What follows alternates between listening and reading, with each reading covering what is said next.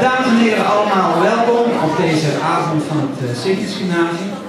Het is voor het eerst dat wij de Sound Signus georganiseerd. En het bijzondere van deze avond is dat de leerlingen van de 5e klas muziek dit allemaal georganiseerd hebben.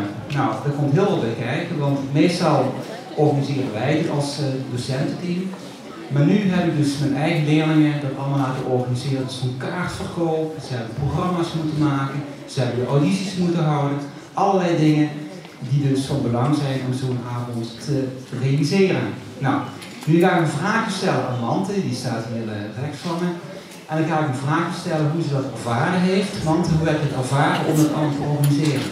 Nou, ik vond het heel leerzaam om te doen. Ik vind het zelf altijd heel leuk om dingen te organiseren. En nou ja, ik heb deze keer samen met Iris heb ik de audities geregeld. En nou, bijvoorbeeld hier zie je de mensen van de techniek. Ook van Werner en Hans van de techniek.